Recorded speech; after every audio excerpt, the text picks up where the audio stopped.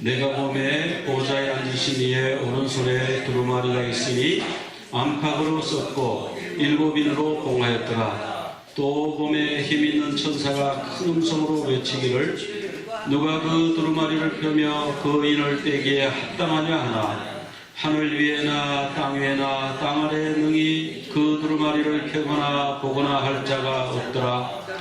그 두루마리를 펴거나 보거나 하기에 합당한 자가 보이지 아니하므로 내가 크게 울었더니 장로 중에 한 사람이 내게 말하되 울지 말라.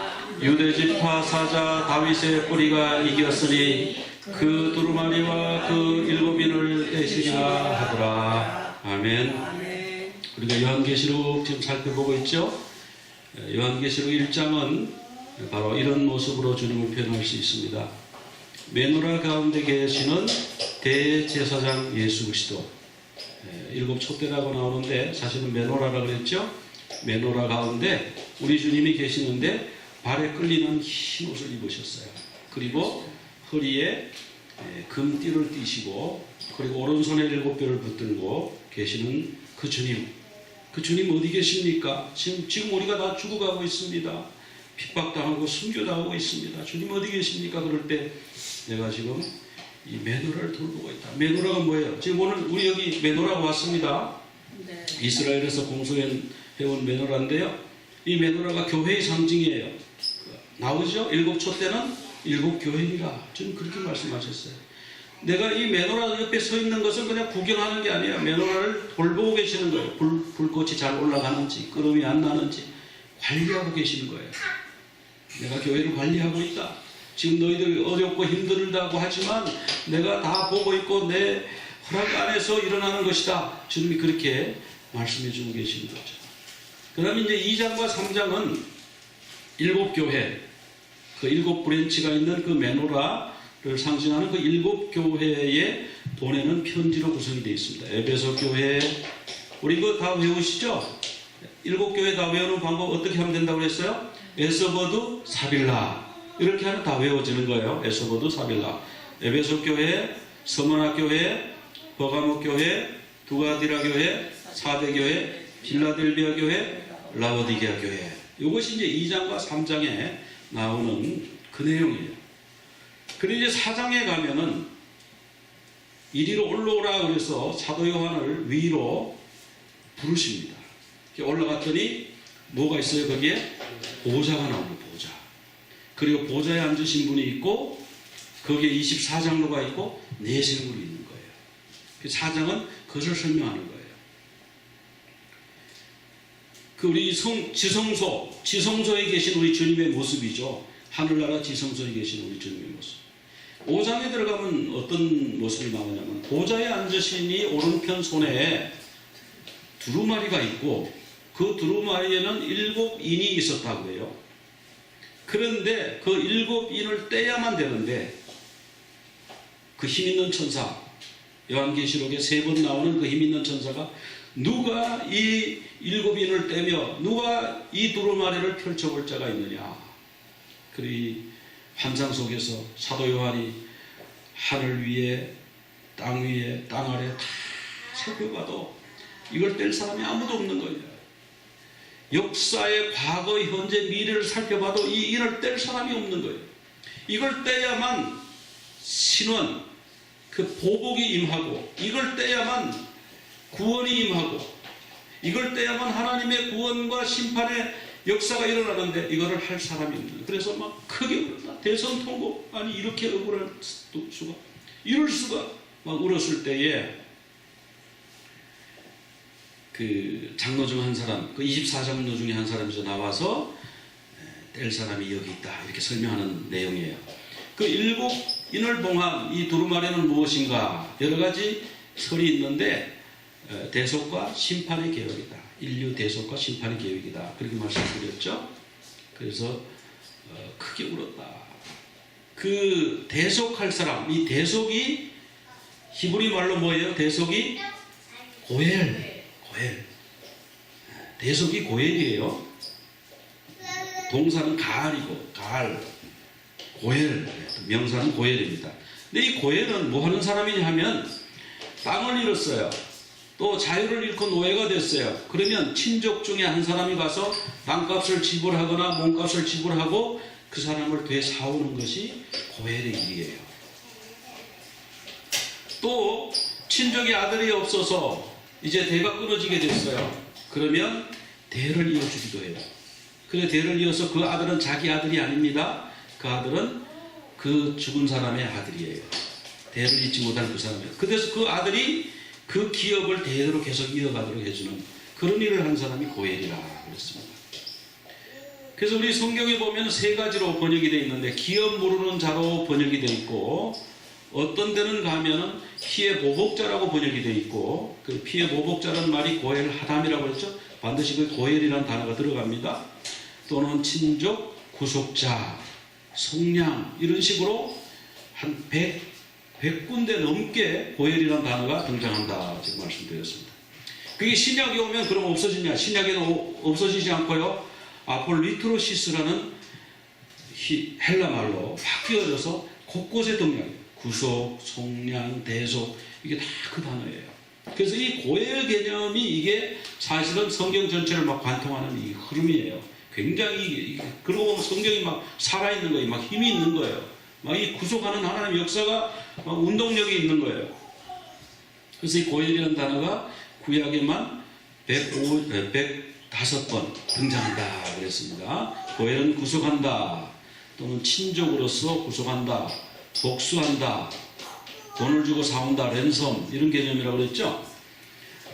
자, 그래서 이것은 룻기에 잘 나와 있는데 룻기에 토지 소유권을 가지고 있는 토지가 이제 팔렸어요. 왜? 나오미하고 그 엘리멜렉이 너무너무 살기가 어려우니까 그 토지를 누구에게가 팔고 모압 땅으로 갔죠. 모압 땅에 가서 거기 이민을 가서 잘 됐으면 좋았는데 거기서 잘 되지를 못했어요. 그만 거기서 남편이 죽고 또 아들 둘이 죽고 그래서 과부셋만 남았는데 과부셋. 그래서 나오미하고 그 다음에 또 두 과부가 있죠. 두 과부. 네. 그 두 과부가 있는데 자, 그 오르바라고 하는 그 며느리 그 맏며느리는 그냥 갈 대로 가버렸어요.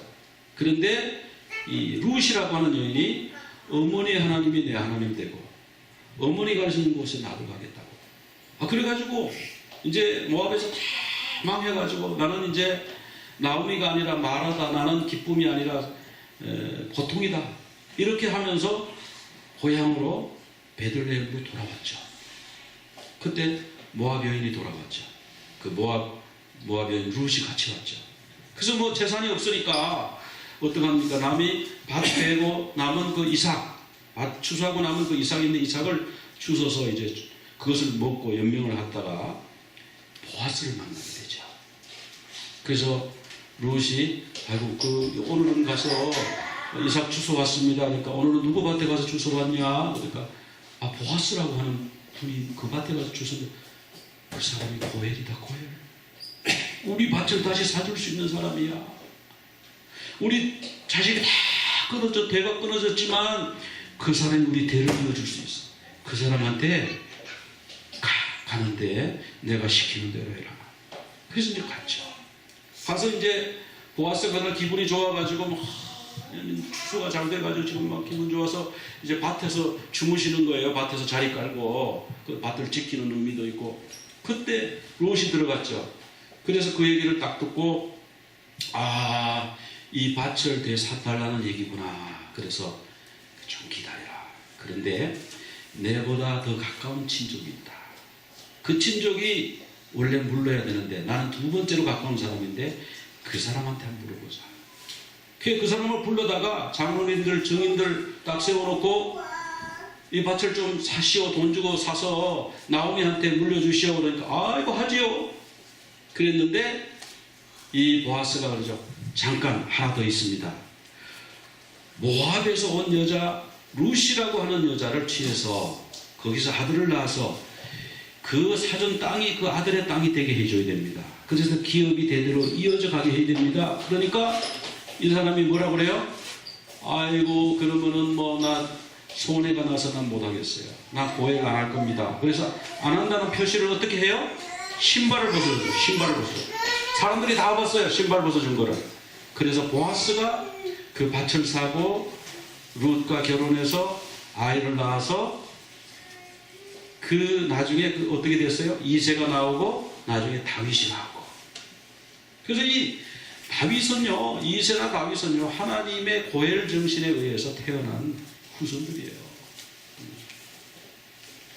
그래서 이 고엘의 역할은 기업 물을 자, 또 종의 속량자, 피의 보복자다. 그렇게 말씀을 드렸고요.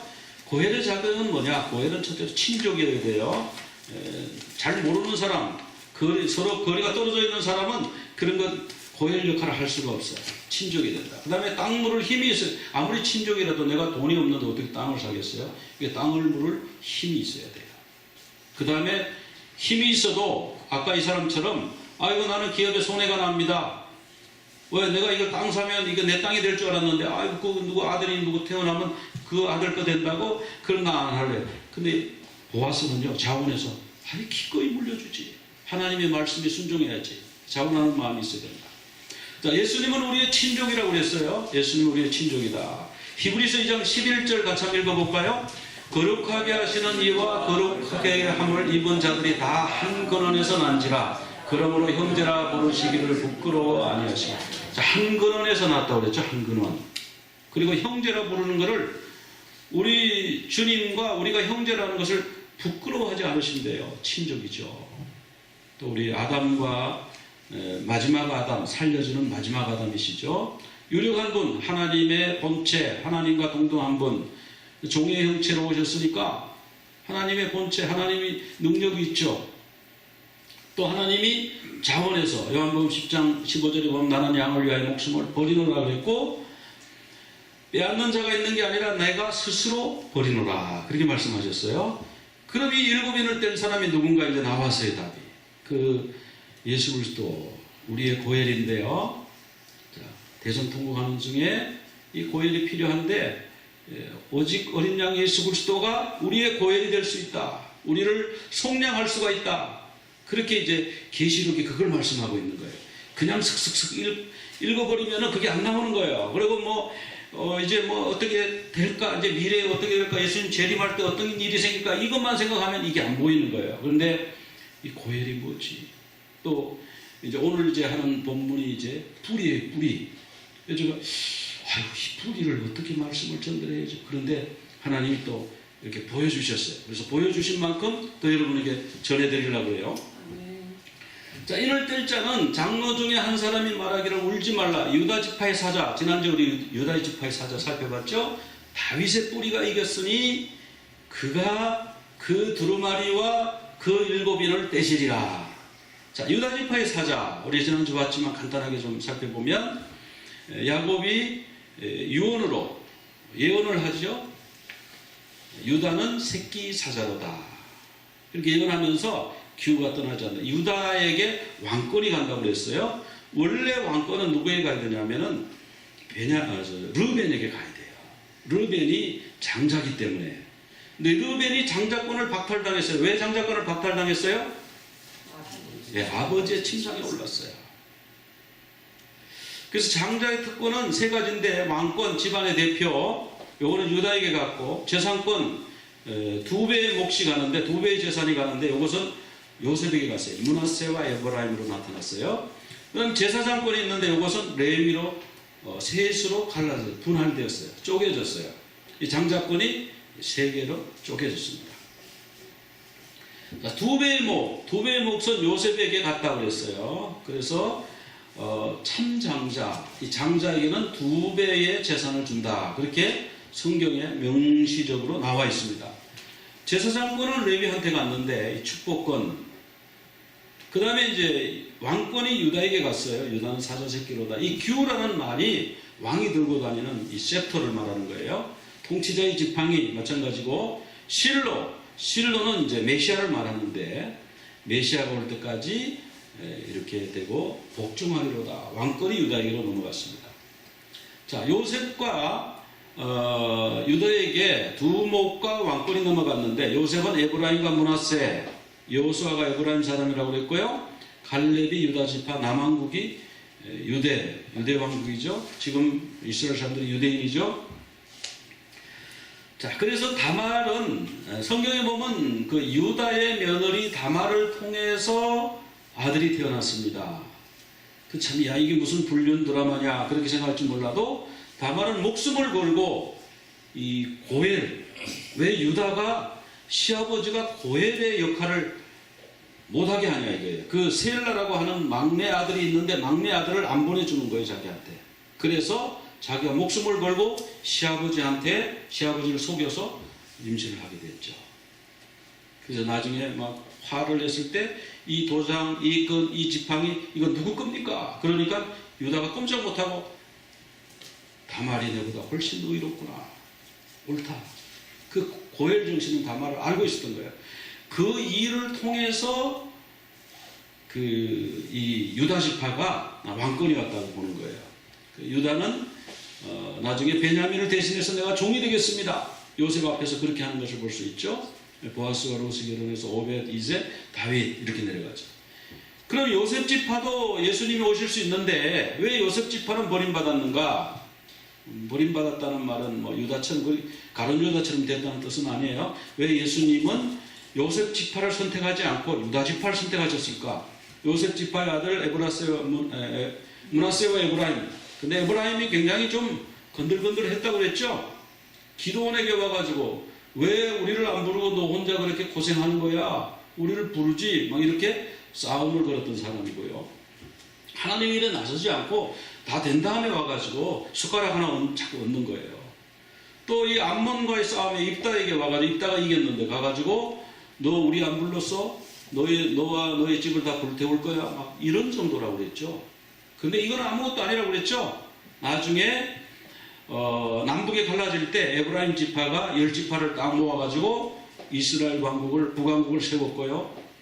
나중에 이 사람들이 어떻게 했어요? 그 예루살렘이 남왕국에 유다에 있으니까 백성들이 하나님께 예배하러 예루살렘에 갔다가 마음이 싹 돌아서 가지고 올라와 가지고 반역을 하고 나를 죽이면 어떡하나. 그래가지고 단과 베델 자기 나라 땅에 두 군데에다가 송아지 상을 만들어 놓고 이 송아지가 너희를 애굽에서 구원해낸 하나님이라, 이 하나님을 섬겨라, 이렇게 이스라엘 백성들에게 말했죠. 왕상 12장 28절 그 마지막 밑에 한번 같이 읽어볼까요? 이에 계획하고 그 금송아지를 만들고 무리에게 말하기를 너희가 다시는 예루살렘으로 올라갈 것이 없도다. 이스라엘아, 이는 너희를 애굽 땅에서 인도하여 올린 너희 신들이라. 너희가 예루살렘에 가서 예배 안 드려도 돼. 여기 단하고 베델 두 군데에 여기 송아지를 만들어놨죠. 황금 송아지. 여기서 절하면 하나님한테 예배하는 거 똑같아요. 이 신이 애굽에서 인도해 왔잖아. 그때 우리 아론하고 그 시내산 밑에서 막 잔치했던 거 기억나지? 이 신이 인도한 거야. 하나님에 대한 반역이죠. 그러니까 예수님이 이 지파를 통해서는 오실 수가 없는 거예요. 요셉 지파를 통해서. 자, 우리가 장자권 뺏긴 사람들에서는 팥죽 한 그릇에 장자였는데 장자권 팔아버렸어요. 르벤은 아버지 침상에 올려서 범죄함으로 뺏겨버렸어요. 사울은 왕이 됐는데 사람을 기쁘시게 하느라고 그만 그 왕권이 뺏겨서 다윗에게 넘어가 버렸어요. 그래서 하나님의 약속, 고엘, 구속, 장자권 이런 것보다가요 육신의 욕망을 더 추구하면 장자권이 뺏깁니다. 우리가 예수 믿는데 이 세상이 더 즐거운 사람들이 있어요. 세상에 노는 게 좋고 세상에 돈이 좋고 뭐 옷이 좋고 뭐 이런데 온통 좀 얘기해보면 알잖아요. 돈 얘기, 옷 얘기, 집 얘기, 자동차 얘기 막 그런 얘기밖에 안 해요. 영적인 얘기는 나오지도 않아. 그게 뭡니까? 육신의 욕망을 더 사랑하는 거죠. 그 장자권이 뺏길 거예요. 성경에 보면 유다 지파의 사자, 우리가 구원에는 크게 두 동물이 나오는데 하나는 어린 양이에요. 어린 양. 어린 양은 뭐냐면 죄의 속죄. 제가 여기 있다가 오로도 살로티스라고 구원의 서정을 다시 한번 제가 말씀드릴게요. 굉장히 중요한 개념이에요. 이거 지금 몰라가지고 지금 신앙생활이 안 되고 있는 거예요. 지금 교회를 나가기는 나가는데 신앙생활이 없는 거예요. 신앙이 없는 거예요. 칭입니다. 사자. 사단은 전쟁을 해서 이기는 영적 전쟁의 승리자예요. 성화. 그래서 이제 구원의 서정, Order of Salvation이라는 이제 개념이 있습니다. 근데 이게 뭐냐 하면 우리가 태어나서 살다가 주님을 믿고 주님을 깨닫고 주님을 영접하고 칭의의 구원을 받죠. Justification. 그때 우리가 거듭난다. 대부분의 크리스찬들이 여기서 머물러가죠. 여기서 할렐루야 우리 구원 받았습니다. 천국 갑니다. 뭐 띠띠빵빵 이제 구원 열차 탔으니 뭐 이러고 있는 거죠. 주님이 원하시는 게 지금 이게 아니에요. 이거는 이미 얻었으니까 이제 어떻게 되나? 이제 사자처럼 악한 원수와 대항해서 싸우고요 이겨야 되는 거예요. 이제 그 과정이 성화의 과정입니다. Sanctification. 이게 올라가야 돼요. 올라가요. 그 다음에 우리가 죽든지 주님이 재림하시면 영화의 구원을 이루는데 글로리피케이션의 구원.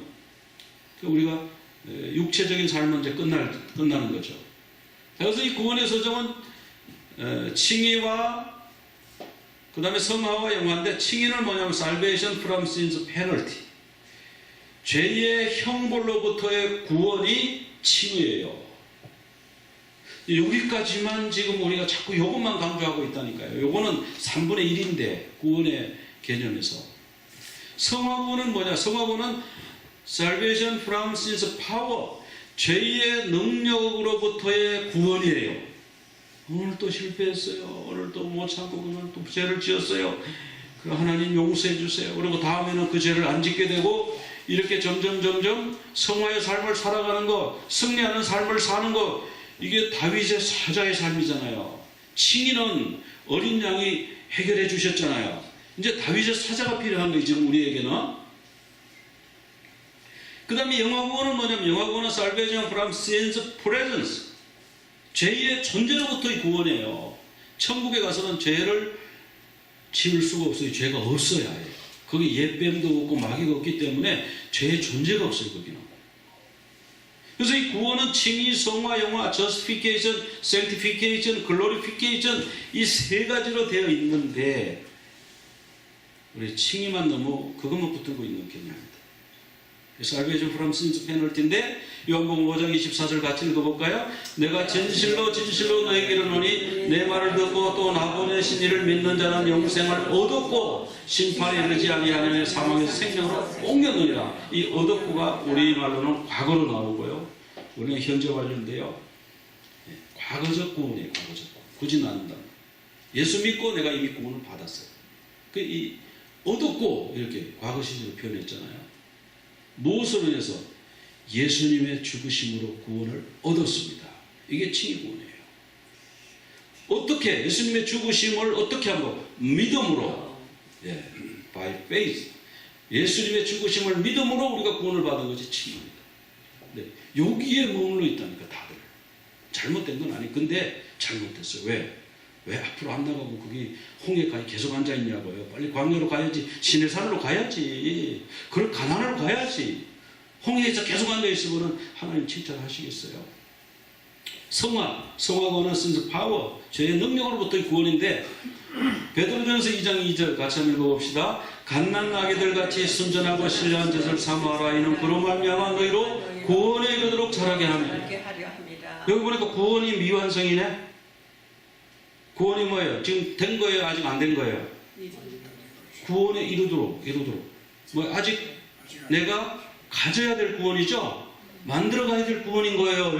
이거 이단은 아니에요? 성경이 나오는 말씀. 구원, 이건 뭐냐면 성화의 구원을 말하는 거예요. 성화의 구원. 같은 구원인데 이미 과거에 얻었다는 구원도 있고 구원을 만들어 가라. 이루어 가라는 걸 만들어 가라는 거 아니에요? 만들어 가라. 구원의 일에 동참해서 같이 하라는 거 아닙니까? 이거만 현재적 구원, 현재는요 성화의 구원을 이루어 가야 돼요. 칭의 구원을 얻었어요. Sin's Penalty로부터, 죄의 형벌로부터는 구원을 받았어요. 근데 죄의 능력이 있어서 내가 계속 넘어지잖아요. 안 그래야 되는데 또 넘어지고 알면서 넘어지고 그때마다 주님 앞에 주님 내가 왜 이렇습니까? 현재적 구원을 이루어 가야죠. 그래서 누구에 의해서요? By Holy Spirit. 성령님에 의해서 구원에 이루어져 가야 됩니다. 무엇으로? 자, 하나님 편에서는 by Holy Spirit이고 내 편에서는 뭐예요? love, 사랑이에요. 사랑. 아까 faith 했죠. 믿음, 사랑. 이 사랑은 뭐냐면 사랑은 가만히 있으면 사랑이 돼요? 내가 노력해야 돼요? 노력해야 됩니다. 사랑은 노력입니다. 노력이에요. 그러니까 내가 성화의 구원을 이루기 위해서 노력해야 되네. 주님을 사랑하고 사람을 사랑하고 가정을 사랑하고 교회를 사랑하고 사랑이 안 되니까 자꾸 사랑을 하라고 하시는 거잖아요. 성화. 그럼 영화의 구원은 뭐냐? Since presence로부터의 구원인데 히브리서 9장 28절 같이 읽어보겠습니다. 이와 같이 그리스도도 많은 사람의 죄를 담당하시려고 단번에 드린 바 되셨고 구원에 이르게 하기 위하여 죄와 상관없이 자기를 바라는 자들에게 두 번째 나타나죠. 두 번째 나타나. Second coming. 두 번째 주님이 오시는 거예요. 재림하시는 거예요. 그걸 재림이라고 그러잖아요. 그 재림하실 때 뭐가요? 구원이 이루어진 구원이. 주님의 재림이 안 일어나면 이 구원은 일어나지 않는 거예요. 그래서 이 구원이 뭐냐? 미래에 일어날 구원입니다. 이것은 by Jesus second coming, 주님의 다시 오심, 두 번째 오심, 주님의 재림으로 말미암아 이루어질 구원이고요. 이것을 위해서 우리에게 필요한 게 뭐예요? 호흡, 소망이 필요한 거예요. 그래서 보면은 우리 고린도전서 13장에 보면은 믿음과 소망과 사랑이다. 그 중에 제일은 사랑이다. 이런 거 나오잖아요. 그죠? 믿음과 소망과 사랑이 여기 구원에 다 들어가요. 이제 오늘 이제 다윗의 뿌리 한번 살펴보겠습니다. 그래서 이 다윗의 뿌리, 어떤 이단 말이죠. 안상정인, 그런 이단들은 보면은 다윗의 뿌리가 자기라고 해요. 이 다윗의 뿌리가 뭔 뜻인지도 모르고 자기라고 해요. 여러분, 정확하게 이 개념이요. 조금 어려울 수 있습니다. 그런데 이 개념이요. 성경 신구약을 완전히 관통하는 거예요. 여러분, 아마 이게 눈이 열리신 분은 이럴 수가 있어. 막 이럴 수도 있고요. 아닌 분은 아이고 어렵다 답답하다 이러실 수도 있을 것 같아요. 여러분의 눈이 다 열리시기를 저는 바랍니다. 네. 유대 지파의 사자 다윗의 뿌리가 이겼으니 이게 뭔가 유대 지파의 사자가 이긴다는 건 이해가 되는데 다윗의 뿌리가 이기다니. 계시록 22장 16절 같이 한번 읽어보겠습니다. 나 예수는 다윗의 뿌리요 자손이니 곧 광명한 새벽별이라 하시더라. 자, 예수님이 나는 나는 누구다 자기 소개를 하셨어요. 계시록 22장. 그 계시록 마지막 장에, 성경 마지막 장에 예수님이 자신을 소개하시는데 뭐라? 나는 다윗의 뿌리고 다윗의 자손이다. 이렇게 말씀하셨어요. 여러분, 이게 가능합니까? 안 합니까? 인간의 세계에서는 가능하네요. 뿌리면 뿌리고 자손이면 자손이지 어째서 다윗의 뿌리고 어째서 다윗의 자손이 되냐고요.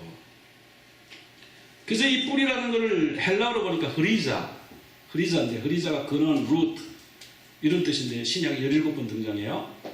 자손은 게노스, 그 후손, offspring, 후손이에요. 이거 봐가지고 아무리 봐도 안 보여요. 뿌리. 그 뭐지? 이걸 알려면요 구약으로 가야 돼요. 구약. 그게 여러분 신약만 지금 자꾸 파면요 안 보입니다. 그냥 조금만 보여요. 요만큼은 보일 수 있어요. 근데 이게 제대로 보이려면요 구약으로 가야 돼요. 구약으로. 자, 이 뿌리라고 하는 것은 그리스도의 선제성, 주님이 태초부터 계셨다. 그걸 말씀하시는 거예요. 그래서 뿌리가 다윗의 내가 뿌리다. 자, 미가서 5장 2절 같이 한번 읽어보겠습니다. 그의 근본은 상고의 태초이니라. 자, 이 상고란 말이 뭐냐면 미케뎀. 지난번에 말씀드렸는데 미케뎀인데요. 에덴 동산의 동편, 그 동편이 미케뎀이에요. 이 미케뎀이 무슨 뜻? 상고가 무슨 뜻이에요? 아주 오래 전, 영원 전 그 말이에요. 그의 근본이 영원 전이었다는 거예요. 그러니까 영원이라고 하는 것이 있기도 이전에 계셨다는 거예요. 영원의 뿌리라는 거예요. 그분이 하나님이죠. 태초에 이 지구가 창조될 때 상고 그 다음에 이제 태초지. 이 지구가 생길 때는 그때가 태초니까 그때부터 계신 분. 선제성 먼저 계셨다 그 말씀이에요.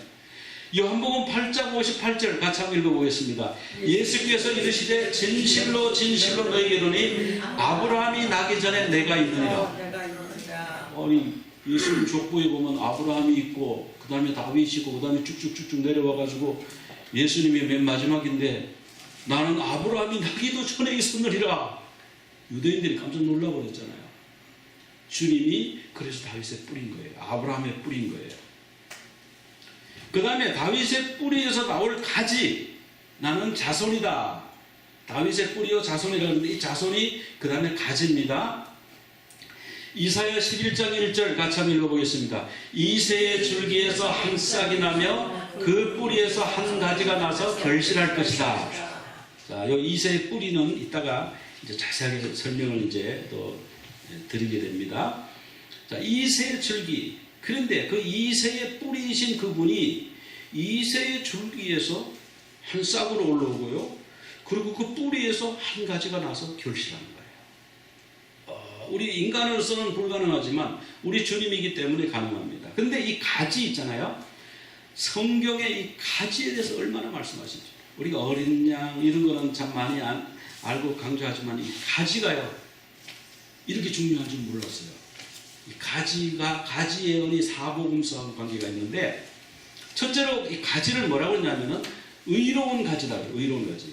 예레미야 23장 5절 같이 한번 읽어보겠습니다. 내가 다윗에게 한 의로운 가지를 일으킬 것이라.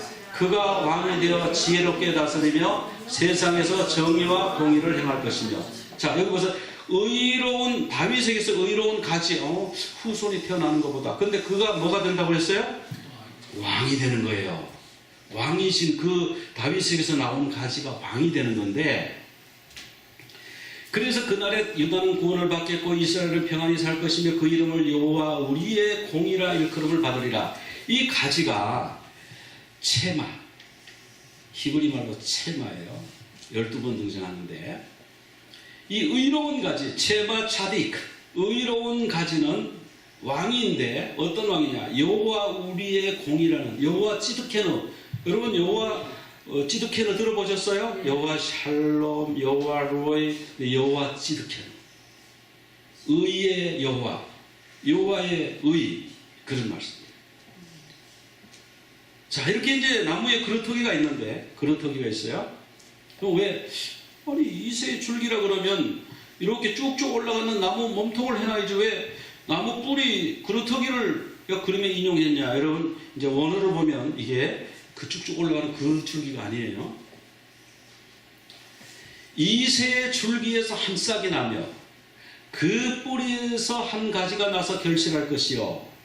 자, 이 줄기가 계자예요. 계자인데 영어로 그 사전을 찾아보니까 영어로는 스탬프가 우리말로 뭐예요? 그루터기. 나무를 잘라내고 나면 뿌리하고 붙어있는 그루터기. 나무 몸통이 아니에요. 이 그루터기에서, 자, 이새의 줄기라고 하는 것은 우리가 생각하는 이런 줄기가 아닙니다. 그 이새의 뿌리예요, 뿌리. 이새의 그루터기에서 한 싹이 나며 그 뿌리에서, 자, 이 뿌리는 쉐레시, 그게 말 그대로 뿌리입니다. 그래서 제가 성경을 이런 비슷한 구절, 뿌리와 줄기가 있는 몇 군데 찾아보니까 욥기 14장 8절에 그 뿌리가 땅에서 늙고 그 줄기가 흙에서. 자, 그러니까 여러분 이 줄기가 땅 위로, 하늘 위로 곱게 솟아있는 그 줄기가 아닌 거 아시겠죠? 이 줄기는요, 뿌리예요, 뿌리. 뿌리에서 나는 거예요. 그 다음에 그런 구절이 또 있었어요. 이사야 40장 24절. 그들이 겨우 심기고 겨우 뿌려서 그 줄기가 겨우 땅에 뿌리를 박자. 여기서 말하는 이 줄기는요, 스탬프예요. 이새의 스탬프에서 싹이 나는 거예요. 이렇게 싹이 나는 거예요. 굳이 그림을 표현하면 이렇게 표현할 수 있는 거예요.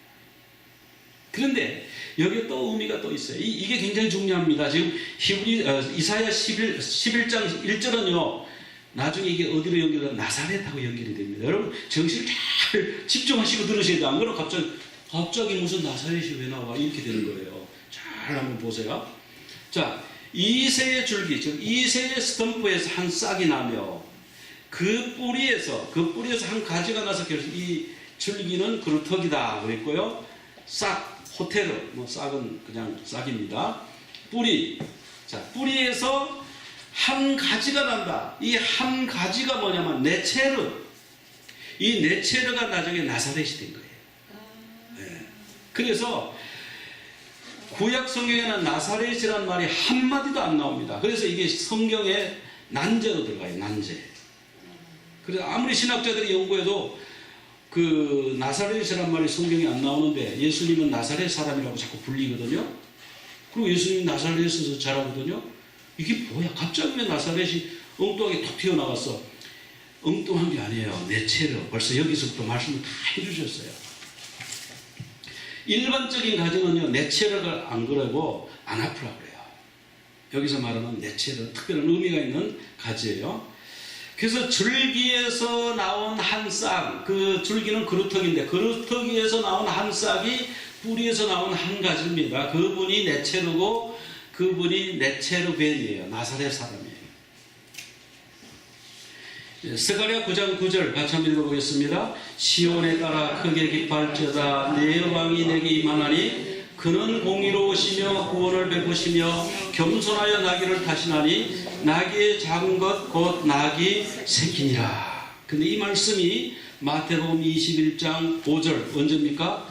예루살렘 예수님이 입성할 때에 우리가 종려주일 매년 우리가 기억하지 않습니까? 그때에 시온의 딸에게 이르기를 내 왕이 내게 임하나니 그는 겸손하여 나귀 곧 멍에 매는 짐승의 새끼를 탔도다 하라 하였느니라. 이 말씀이 스가랴 9장 9절 말씀이 그때 인용이 된 거예요. 그러면서 그 말씀 그대로 주님이 하신 겁니다. 그랬더니 사람들이 옷을 벗어서 길에 펴고 다른 사람들은 뭐를 해요? 뭐를 흔들어요? 나무 가지. 왜 가지를 흔듭니까 여러분?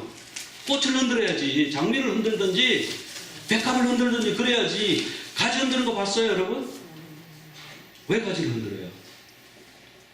이게 참 의미가 있잖아요. 이렇게 연결되잖아요. 우리 주님은 가지라는 거예요. 네체르라는 거예요. 네체르. 유대인이 알고 흔들었던 모르고 흔들었던 간에 네체르. 우리 주님은 네체르. 우리 주님은 구주. 그 의미가 있는 거예요. 그러면서 이들이 뭐라고 그랬냐 하면 마태복음 21장 9절은 같이 한번 읽어볼게요. 앞에서 가고 뒤에서 따르는 무리가 소리 높여 이르되 호산나 다윗의 자손이라. 네체르. 다윗의 자손. 다윗의 이 네체르가 이 가지 다윗의 자손 다윗의 자손 지금 그러고 있는 거예요. 이 사람들이. 그 그림이 지금 그려지시죠? 자 이제 이 그림을 잘 그리셔야 돼요. 지금 오늘 여기서는 굉장히 좀 어려운 개념이 될 수도 있고. 자 디모데전서 6장 15절에 만왕의 왕 만주의 주. 계시록 17장 14절에는 어린 양은 만주의 주 만왕의 왕이시다. 이렇게 왕으로 오셨어요. 다윗의 뿌리에서 네체르, 이새의 그 스탬프에서 나온 네체르, 그 가지는 만왕의 왕이시라는 거예요. 계시록 19장 16절에도 만왕의 왕, 만주의 주. 그런데 두 번째 개념이 두 번째 개념은 뭐냐면 나의 종 가지. 성경에는 싹이라고 나와요. 우리말로 싹이라고 번역했어요. 근데 같은 단어예요. 히브리어 단어는 나의 종 싹. 스가랴 3장 8절 같이 한번 읽어보겠습니다. 대제사장 여호수아야 너와 내 앞에 앉은 내 동료들은 내 말을 들을 것이니라. 이들은 예표의 사람들이라. 내가 내 종 싹을 나게 하리라. 이 싹이요 내 종이래요. 내 종이래요. 그래서 이 체마 아까 처음에 체마 말씀드렸죠. 체마. 그러니까 이 체마는 가지로도 번역되고 싹으로도 번역돼요. 그래서 그냥 체마. 그냥 가지라고 해도 싹이라 안 틀려요. 이 체마, 이 종은 뭐하고 관계냐면 우리를 속량하는 거예요. 우리에게 고혈이 되시는 분이고 우리를 속량하고 우리를 대속하시는 주님을 상징할 때는 나의 종, 나의 가지, 나의 종, 나의 싹 이렇게 말씀하는 거예요. 그래서 마가복음이 종으로 오신 그리스도를 묘사했잖아요. 마태복음은 왕으로 오신 그리스도고 마가복음 10장 45절 같이 한번 읽어보겠습니다. 인자가 온 것은 섬김을 받으려 함이 아니라 도리어 섬기려 하고 자기 목숨을 많은 사람의 대속물로 주려 합니다. 자, 예수님이 오신 목적은 내 목숨을 사람의 대속물로, 예수님이 고엘이 되시겠다는 거예요. 죄 짓고 사단의 노예가 되어 있는 사람들을 예수님의 피값으로 사셔서 하나님께 드리는 고엘로, 종으로 이제 대가물이 되셨죠. 목숨을 바치는. 이사야 52장 13절에 보라 내 종이 형통하리니 받들어 높이 들려 지극히 존귀하게. 이 종인데 종이 왕이 되는 거예요. 나중에 종인 줄 알고 십자가에 못 박아서 죽이고 죄책감 없이 막 죽이고 때리고 그랬는데, 그리고 왕이라고 막 놀리고 왕은 무슨 왕, 종이잖아 이랬는데 나중에 천국에 가보니까 이분이 진짜 왕인 거예요. 전에는 그 모양이 타인보다 사마였고 사람 중에 가장 상한 모습이고요.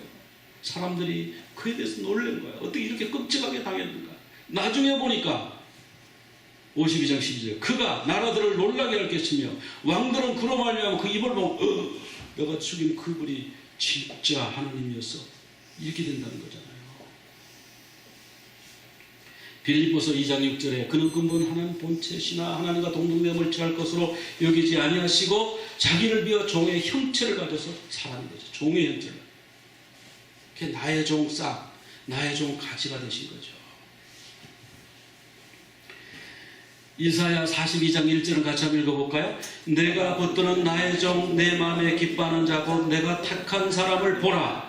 내가 나의 영을 그에게 주었은즉 그가 이방의 정의를 베풀리라. 주님의 종, 주님의 종 가지, 주님의 종 싹, 그런 개념인 거죠. 그러면 세 번째 개념입니다. 세 번째 개념은요, 이름이 싹이라고 하는 분이 있어요. 싹이라 이름하는 사람, 성경이 그렇게 나와요.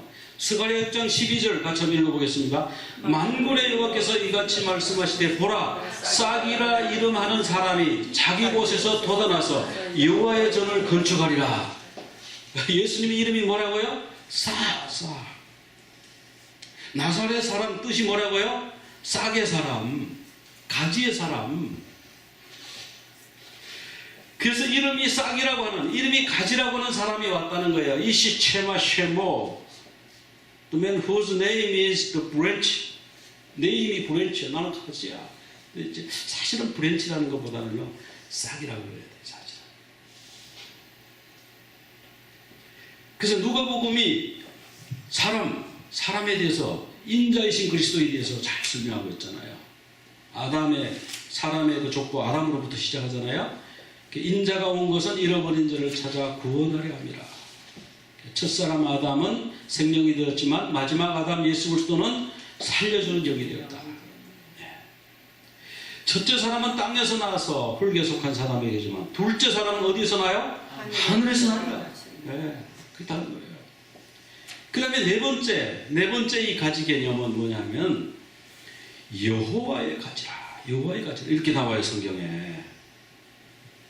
이사야 4장 2절 같이 한번 읽어보겠습니다. 그날에 여호와의 싹이 아름답고 영화로울 것이요 그 땅에서 호산한 이스라엘을 피난한 자를 위하여 영화롭고 아름다울 것이며.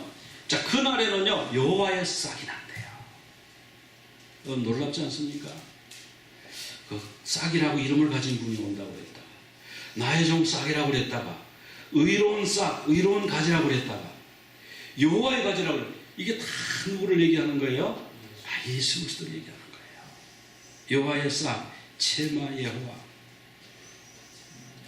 그 요한복음은 하나님의 아들 예수님에 대해서 설명하죠. 하나님의 아들, 여호와의 아들, 하나님의 아들 예수 그리스도. 요한복음은 예수님 그렇게 설명하고 있죠.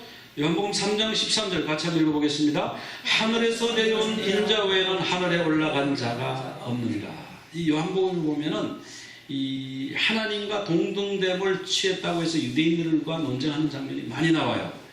하나님을 자기 친아버지라고 그랬다고 유대인들이 막 이제 하나님과 네가 같이 어떻게 그럴 수 있느냐. 그래서 이제 여기 아까 그 말씀이 나오죠. 8장 56절에 보면 너희 조상 아브라함은 나의 때 볼 것을 즐거워하다가 보고 기뻐하였느니라. 아브라함이 나의 때를 보려고 기다렸다. 유대인들이 그러니까 뭐라 그래요? 네 나이가 아직 30 얼마 정도밖에 안 됐는데 50도 안 됐는데 언제 아브라함을 봤느냐 니가 그런 거예요. 그래서 예수님이 요한복음 8장 58절 우리 조금 전에 읽었었죠? 아브라함이 나기 전부터 내가 있습니다. 하나님의 아들이시니까. 뭐 여기 큼이 너무 많아요. 아버지와 나는 하나이다. 뭐 자기 영광의 보좌에 천사들과 함께 나중에 올 때 앉을 것이다. 뭐 이런 개념에서 많이 나와요. 임마누엘 우리와 함께 하시는 하나님 너희의 하나님을 보라. 장차 강한 자로 임하실 것이다. 그래서 마태복음은 의로운 가지, 왕으로 의로운 가지를 설명하고요. 마가복음 나의 종 가지, 누가복음은 가지라 이름하는 사람에 대한 설명이에요. 요한복음은 여호와의 가지를 설명한 거예요. 그런데 왜 아름드리 나무가 있는데 왜 가지, 그 연약한 가지의 모습을 취하셨을까요? 예수님은 겸손한 싹이에요. 멸시와 버림받은 싹이에요. 이따가 이사야 53장 한번 살펴보겠습니다. 그런데 그분이 지금은 만왕의 왕 만주의 주세요. 예수님은 그래서 가지의 사람입니다. 가지의 사람. 예수님은 어린 양도 되지만 가지의 사람인데 초막절에 나무 가지를 흔들어요. 그죠? 우리가 초막절 얘기할 때 우리 그 랍비가 와서 그 가지 4가지 종류 얘기했죠. 그죠? 그리고 그 가지로 집을 지어놓고 가지 속에 살죠. 근데 그 가지 중에 어떤 나무 가지를 흔들어요? 종려나무 가지. 이게 뭘 말하냐면은 가지로 오는 분, 예수 그리스도를 상징하는 거예요. 다윗의 후손, 다윗의 자손. 예루살렘 입성시에 나뭇가지를 흔들었어요. 마태복음 21장에 그냥 나뭇가지라고 나오는데 요한복음이나 다른 데 가면 종려나무 가지를 흔들었다고 그랬어요.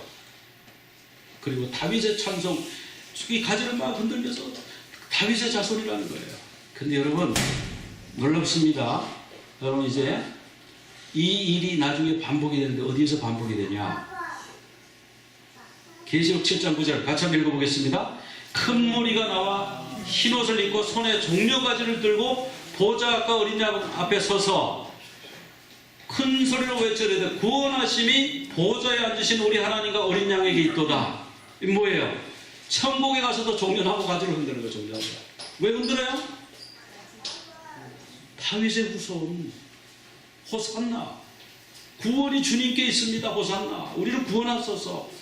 이 천국에도 종려나무 가지를 흔든다고 나오고 있어요. 그러니까 이게 구약부터 해가지고 복음서부터 해가지고 요한계시록까지 완전 나무 가지로 그냥 쫙 통일이 딱 돼 있죠. 연결이 돼 있죠. 보이는 분은 이게 보일 거고. 이사야 11장은 메시아에 관한 예언인데 이사야 10장 그 바로 앞장은 뭐냐면 아수르 멸망에 관한 예언이에요. 근데 아수르는요 백향목이라고 했어요. 백향목. 근데 하나님이 이스라엘은 백향목이라고 안 그러셨어요. 왜 그럴까? 백향목이 더 멋있잖아요.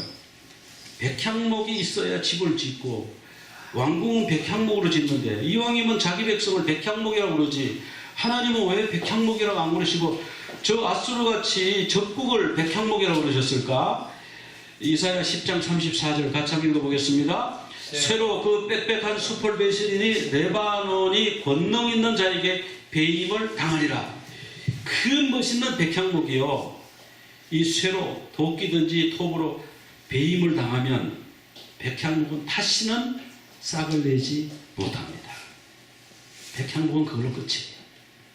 그런데 백향목은 나무 중에 나무가 최고의 나무인데 벌목 후에 다시 싹이 올라와 준대.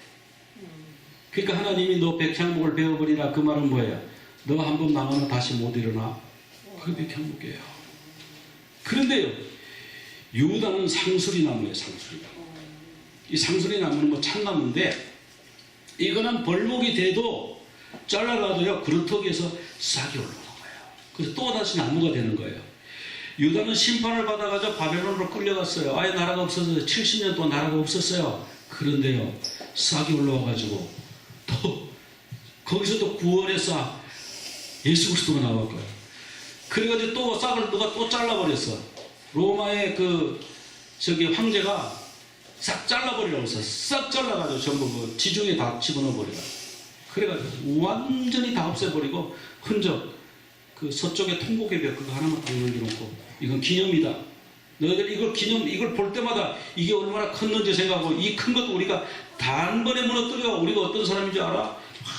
로마 이런 제 뻐기는 마음으로 그렇게 하나 딱 남겨놨지 기념으로. 그런데 싹 없애놨어요. 그리고 2000년 동안 완전히 없어졌다가 1948년에 또 싹이 싹 올라오네. 이스라엘은 유다는 이런 나라예요. 그래서 하나님이 백향목을 좋아하시는 것 같아도 백향목을 좋아하는 게 아니에요. 다시 올라온다. 다시 올라오는 거예요. 없애도 다시 올라오는 거예요. 그러니까 구원은요, 이 잘라진 나무에서 올라오는 거예요. 사람들에게서 막 뭐가 쑥쑥 나오는 게 아니에요. 다 잘라지고 아무것도 없고 희망도 없는데 거기서만 올라오는 것이 구원이에요.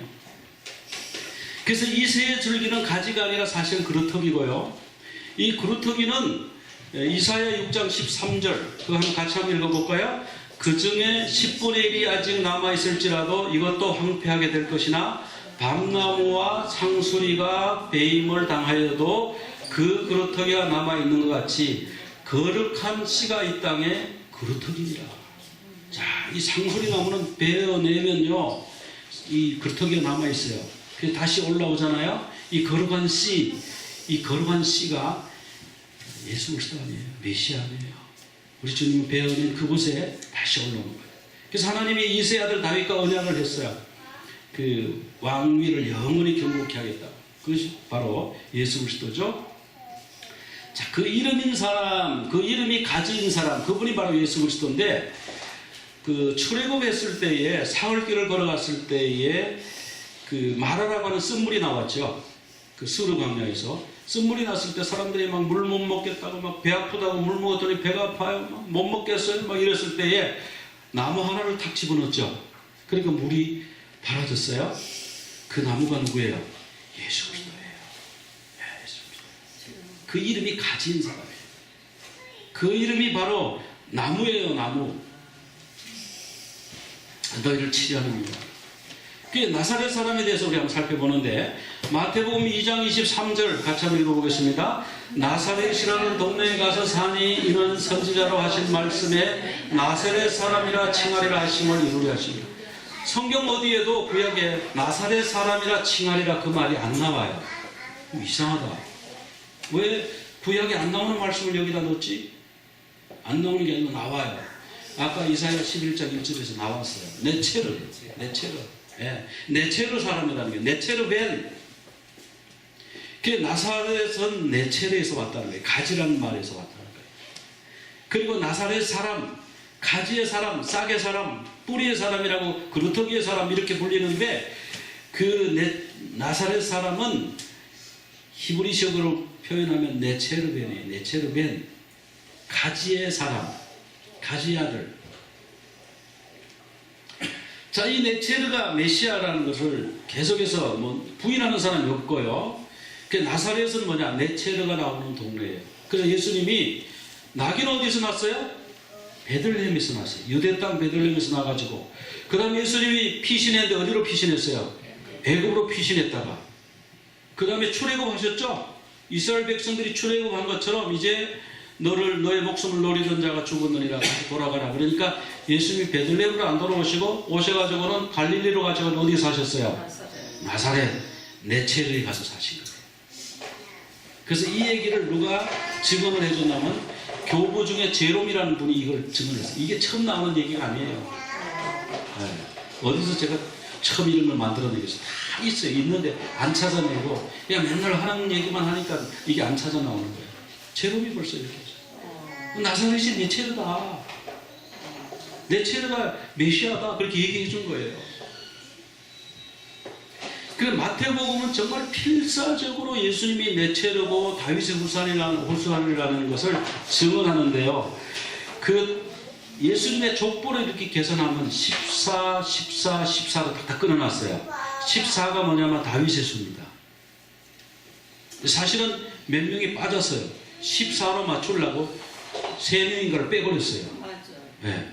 그 왜 뺀지 아세요? 이건 다윗의 후손에서 필요 없다는 거예요. 이게.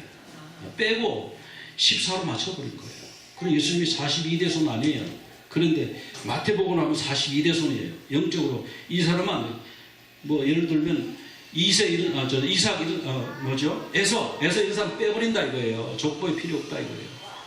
왜? 그 예수님의 구속사를 위해 쓰임받지 않고 자기의 배를 위해서 살았던 사람이니까 그런 사람은 구속사에 못 들어가는 거예요. 마태복음 1장 1절에서 선언합니다. 아브라함과 다윗의 자손 예수 그리스도의 계보라. 다윗의 자손, 왕의 자손이 뭐예요? 네체르, 나사렛 사람. 근데 이 그루터기와 그 싹은 연약한 모습으로 온 거예요. 그 연약한 모습은 뭐냐? 죽임당한 어린 양을 상징해주는 거예요. 사람들은 그 연약함을 멸시하고 조롱할 것입니다. 그러나 우리 주님은 이 땅에서는 멸시 조롱받았지만 그런 분이 아니었죠. 갈릴리도 멸시받는 곳이고요. 나사렛도 멸시받는 곳이에요. 예수님의 십자가도 멸시받는 것이에요. 그러니까 멸시받는 모습으로 오시는 주님. 이사야 53장 2절에 보면 그는 주 앞에서 자라나기를 연한 순이 용의 단어는 다른 거 썼지만 개념은 같은 개념이에요. 연한 순, 그 올라오는 연한 순 얼마나 약해요. 그냥 이렇게 꺾으면 그냥 꺾어지는 순. 그리고 마른 땅에서 나온 뿌리를 얘기죠. 뿌리인데 하필이면 마른 땅에서 나왔대요. 마른 땅에서 얼마나 뿌리가 마르고 비틀어지고 그 물이 없어서 찾아간다고 그런 모습. 그래서 고운 모양도 없고 풍채도 없고 흠모할 만한 아름다운 것이 없는 그 모습. 멸시를 받아 사람들에게 버림을 받고 사람들이 그를 귀히 여기지 아니하였도다. 나사렛 사람이라고 촌사람이라고 갈릴리 억양 쓴다고 무시했잖아요.